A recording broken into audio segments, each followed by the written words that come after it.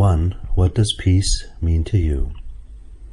Peace is the absence of conflict and turbulence and anger and negative emotions in general. That means it's feeling at ease with oneself and others. It's an inner tranquility and presence that is not rushed or under pressure. Number two, do we create peace or observe peace in the world? No, we do not create peace in the world. We create peace within ourselves. In fact, I believe that the attempt to create peace in the world or elsewhere or in others is a recipe for disaster. It is indeed trying to change others or prescribing peace to them or how they're supposed to be that conflict arises in the first place. We create peace within ourselves. And when we look at ourselves first and take responsibility for our own peace and the peace within our household, we radiate that outwards in ever-extending circles. So the peace you create within yourself affects the whole world as such. But the attempt to try to create peace on behalf of others has never worked throughout history. So it is now time for us, for everyone, to learn that they are responsible for their own peace. Number three, is creating peace a form of resistance to the problems that the world is facing? Well, first of all, I'd like to differentiate between genuine peace and coward's peace.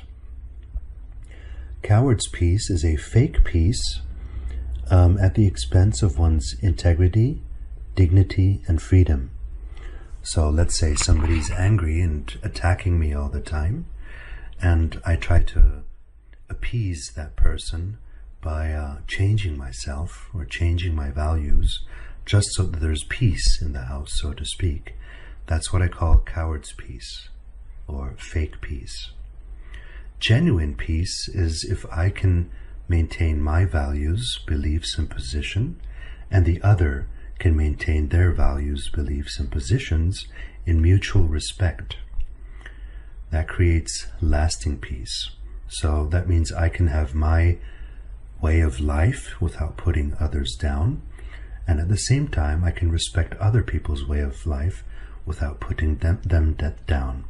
And the reason there's not much genuine peace in the world is because we believe that we have to agree before there can be peace, and that's untrue. Genuine peace does not require agreement between two parties. It requires the respect of each other's positions. So creating peace, what comes before that is respecting the diversity of lifestyles, cultures, and beliefs. Number four, how can we generate peace within? We can do so by taking responsibility for our own peace instead of expecting others to restore peace within us. If we expect our partner to be responsible for our peace, or a country, or a politician, or a teacher, or a boss, we are denying our own responsibility. So the first step to create peace within is by taking responsibility for it. The second is to stop giving attention to and reacting to the lack of peace in your surroundings. And the third step is to deliberately practice the art of calm and the art of peace, no matter what happens.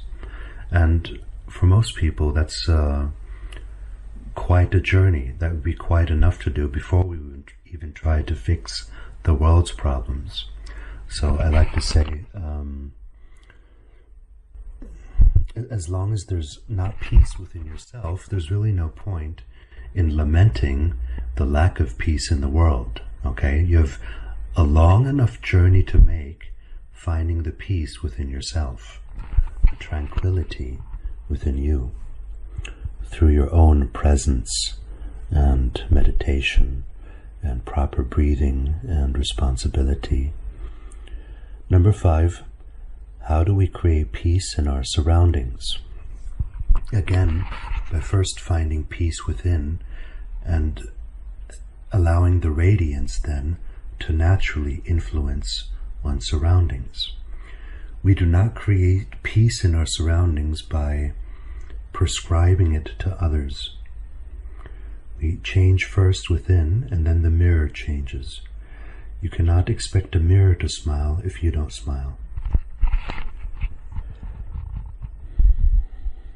So first within ourselves, and then it radiates to the house, and then to the neighborhood, and so forth and so on in ever-extending circles. Number 6, how can we be peaceful in the midst of chaos, specifically if we are living in an environment of conflict? Well, what I always recommend and have been recommending in this program is to first look within yourself. And if it gets too much out of hand, I recommend removing yourself from the environment of agitated people.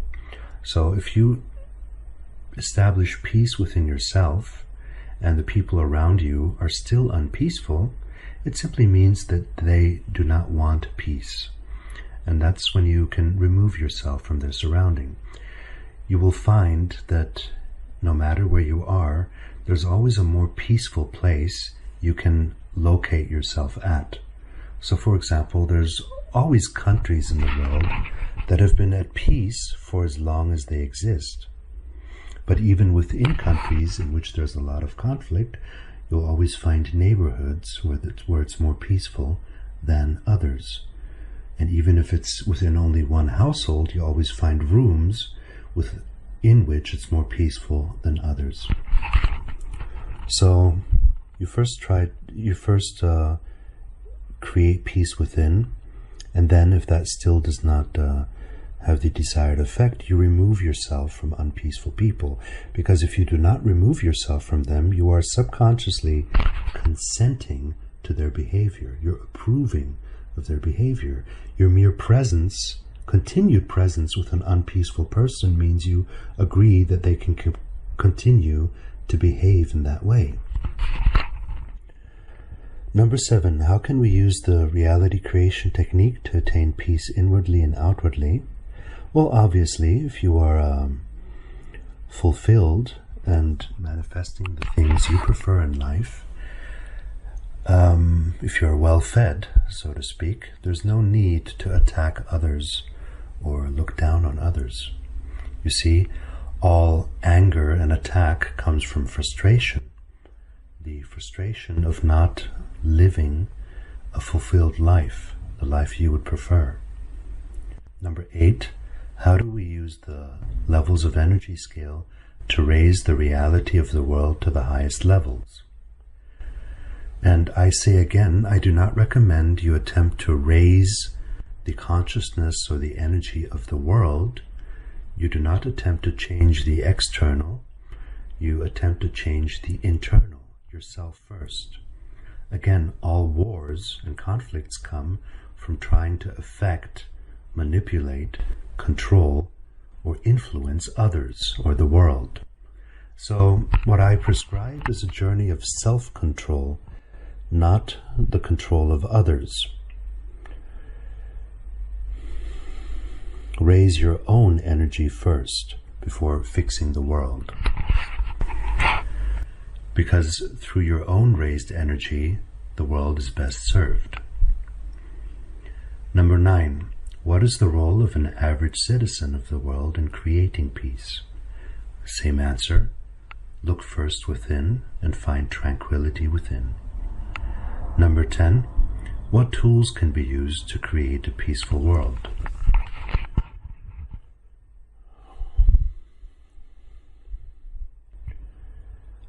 One of the tools to use is understanding when there's a conflict, a lack of peace, there's two things that need to happen. Understanding the other position is the first, and clearly communicating one's own position is the second. So most of the time we don't really put ourselves in the minds and emotions and the standpoint, the viewpoint of our so-called enemy. And if we ever want to have peace with an enemy, we have to understand where this enemy is coming from and why our so-called enemy thinks that he is right, okay? But the second step, it's not enough to do that. The second step is to be able to communicate to that so-called enemy your own authentic positions without changing them, without appeasing to the enemy, to communicate what you truly believe, so that eventually there's a mutual understanding and respect of the different positions. So again, it's not a matter of forcing agreement or trying to get agreement, trying to get approval. It's merely a respect and understanding of the differences and the similarities. So with any person or culture or thing, you will find differences and similarities, and both can be appreciated. Differences can become a cause of learning, fun, and joy. Differences do not have to be the cause of anger or insecurity.